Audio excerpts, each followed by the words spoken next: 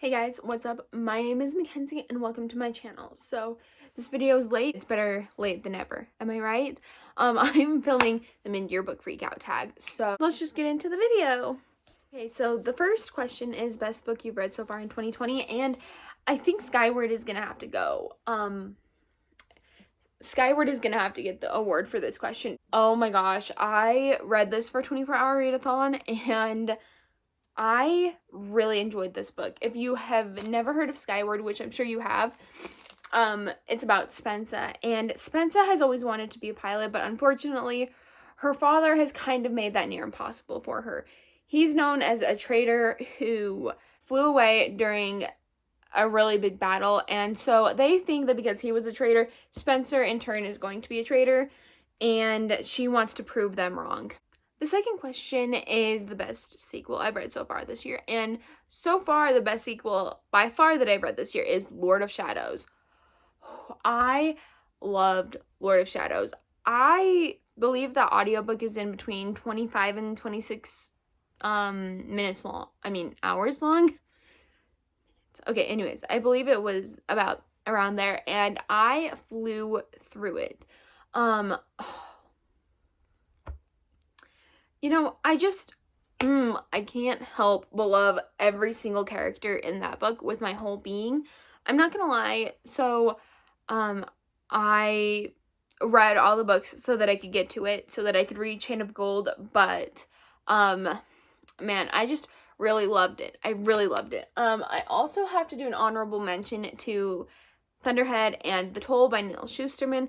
I loved both of those. I can't choose which one is a favorite out of those, but they're the second and third books in Scythe, and oh man, they were so good. All those sequels were so good.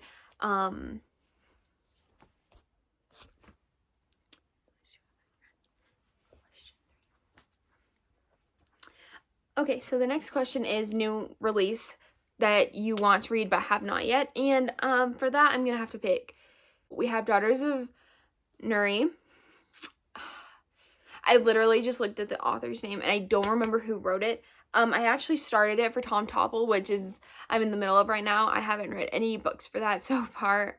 But I actually started it and it was super good, but obviously I had to put it down because it's not actually a tome.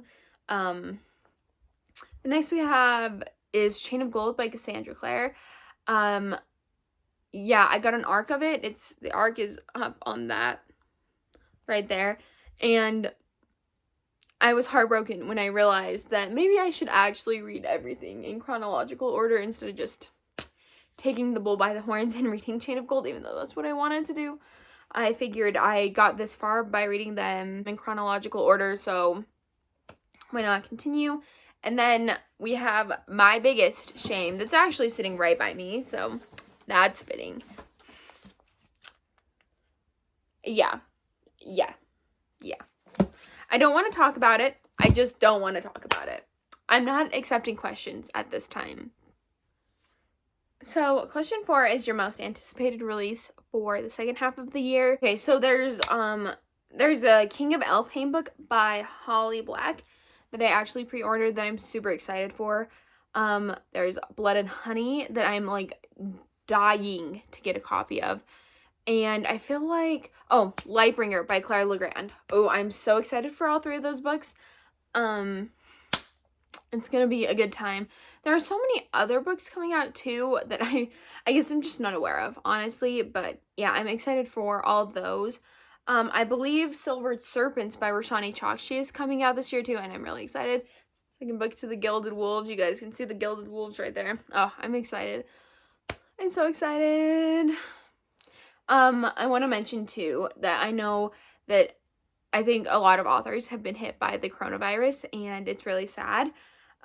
Because 2 of my most anticipated releases, were pushed back until next year. One of them was The Serpent's Curse by Lisa Maxwell, and I'm really sad that I won't be able to read that this year because I was really excited for it. And then obviously Empire of the Vampire. I think that's something that everybody was looking forward to and isn't coming out anymore, so that's pretty sad. I'm also really, really excited for Katie Weismer's poetry collection to come out so I can order it. It is called Poems for the End of the World, and it was super good. I got an ARC from being her Patreon, and I was really happy about it. So yeah, I think that's all for that question.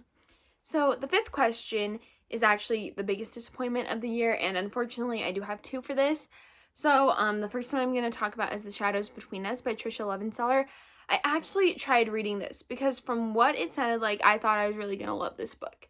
And I really didn't. I could honestly have cared less about the characters. I think I had 2 hours left in the audiobook, and I still didn't bother to finish it. So that's how you know. My other one is a NetGalley arc that I got approved for, and it is The Amethyst Thief.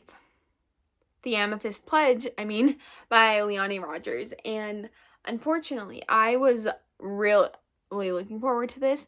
I thought I was really going to love it, and listen, it's marketed as YA, and the main character is 16 or 17, I believe, but I felt like the book was written for 13 or 14-year-olds. I feel like it was a middle grade written from a 16-year-old's perspective almost, and I went in not knowing that, so it was a really big disappointment, and I'm not gonna lie, so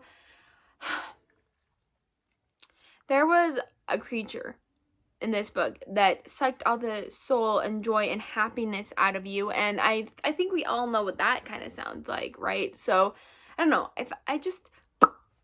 it didn't do it for me, unfortunately. I really thought that I was gonna love it though, so I don't know, I'm really bummed about it, but that's okay. Okay, I'm really sorry if you guys can hear that music. Apparently my sister decided to literally start playing music right now, but the next one is The Biggest Surprise. So for that one, I'm gonna go with Winterwood by Shay Earnshaw.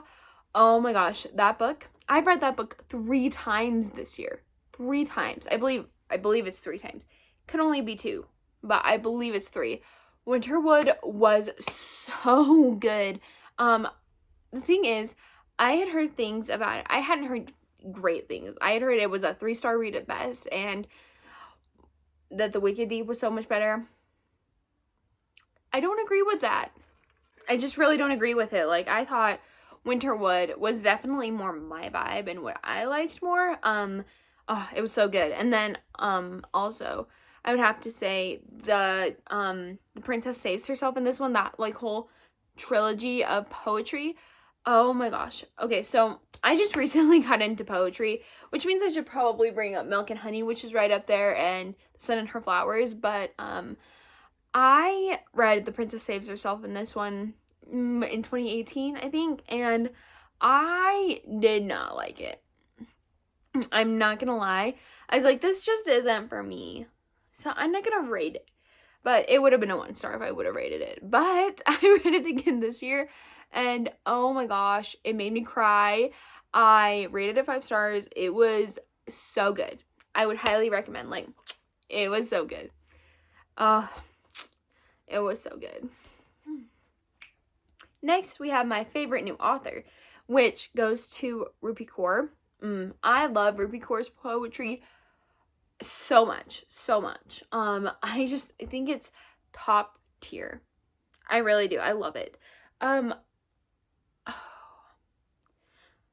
I want to say Brandon Sanderson too. I've only read one of his books, but obviously I gave Skyward 5 stars, so we're gonna go with that one too. And I'm definitely gonna have to go with Holly Black too, because I read her Folkid the Air trilogy, and I gave each book 5 stars, which makes me wonder if I should have put like The Wicked King or The Queen of Nothing on some of my favorite sequels, because they were. The next question is newest fictional crush, and the only one I can think to say is Cardan.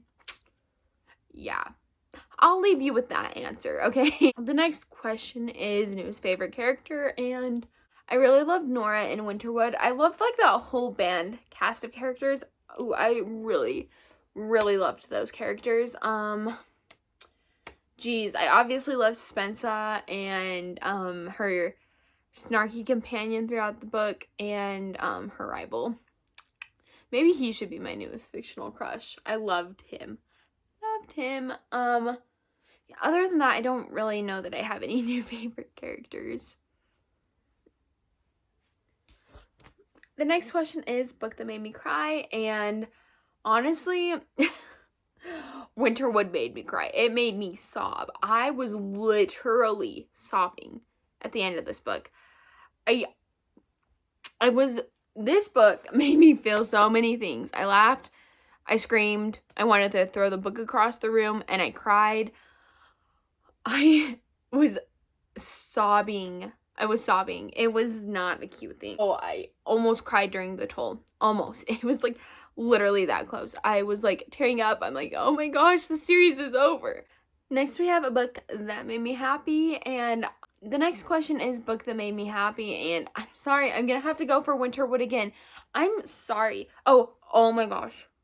Oh my gosh. No. Stay Gold by Tobly McSmith. How have I not mentioned that book? Oh. How have I not mentioned that book? That book made me so happy. Oh my gosh. I was grinning like an idiot like almost the whole time I was reading it. Now, there's one part I definitely was not grinning like an idiot, and if you've read the book, you know. But oh my gosh. Real talk. Read Stay Gold. Thank you. I also read Felix Ever After, and I really, really loved Felix Ever After. It really made me happy too. The next question is favorite book to film adaptation you've seen, and yeah, to keep this short and sweet, haven't seen one this year. The next question is your favorite review you've written, and I also don't think I've written a review this year, so that's pretty easy for me. The next question is the most beautiful book you bought this year. I'm gonna have to go with a couple. So I have City of Brass by S.A. Chalkboardy. Oh my gosh, first of all, this is the best thing I've ever held in my hand. Like, it's so floppy. I love it. Love it. Okay, anyways. Then we have Crescent City by Sarah J. Maas. Do I really need to explain myself with this one? I just don't think I do. I also bought An Ember in the Ashes and The Beautiful, and I bought Chain of Gold too. So, I mean, come on, people. Are these, like, not the most beautiful covers you've ever seen? And, like, plus you guys already know what Chain of Gold looks like.